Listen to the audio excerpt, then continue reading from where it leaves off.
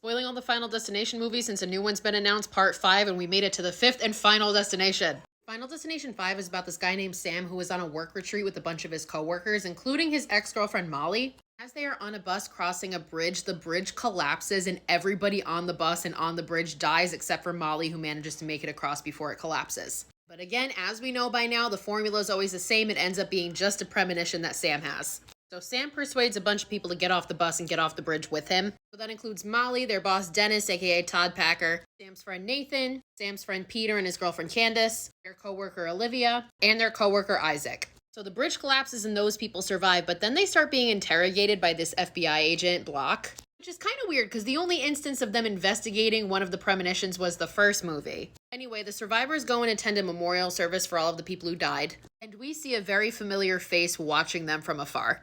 Obviously, everybody who survived is kind of fucked up and traumatized by this whole thing, so Candace doesn't want to go to gymnastics practice, but her boyfriend Peter convinces her to get back into it. And this is one of my favorite deaths in the whole franchise, but as she's on the uneven bars, she flies off and breaks her spine and dies. The next day they meet up at the office, and Peter is obviously distraught because his girlfriend just brutally died and he witnessed the whole thing. Isaac, meanwhile, is going through all the belongings of the people who died and finds a gift certificate for a spa. So he goes to the spa to get a massage and ends up getting acupuncture. During his session, there is a freak accident that involves a fire, and then his head is crushed with a statue and he dies. So the rest of the survivors are all freaked out, and this is where they meet Bloodworth outside the scene of Isaac's death. And he tells them that if they want to survive, they have to kill somebody that never died on the bridge, and if they do that, they will take that person's lifespan.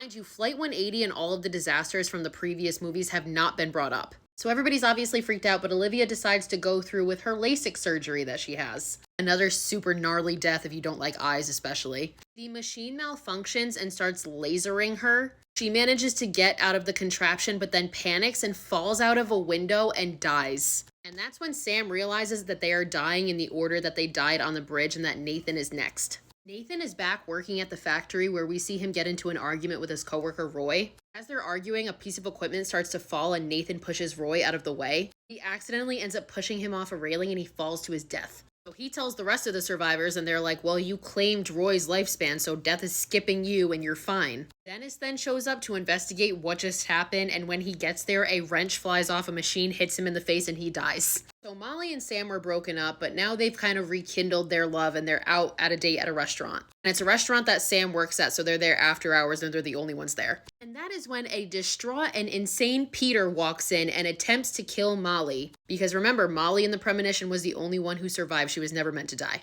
Mind you, this whole time, Block has been keeping an eye on them and he hears gunshots and he goes to investigate. And Peter shoots him dead. And then Peter goes to kill Molly and then also says he's going to kill Sam to basically eliminate him as a witness. Sam manages to kill Peter with a meat spit and the both of them survive. So a couple weeks go by and we see that Sam and Molly are still together and they are actually getting on a plane to Paris. And I believe this is one of the greatest plot twists of all time. The reason that the Flight 180 disaster was never brought up in this movie is because the events of this film took place before the Flight 180 disaster. Sam and Molly look up and see the commotion of Alex being dragged off the plane after he has his premonition of the plane crashing. That's why there's only flip phones in this movie. That's why nobody ever talks about the previous premonitions. It took place in the early 2000s before all the other movies. So Alex and all them get taken off the plane, and then Sam overhears a flight attendant talking about how some kid had a vision that the plane was going to crash as the plane is taking off. And he's like, oh shit. And as we know from the first movie, the plane does explode and Sam and Molly both die. But that's not the end.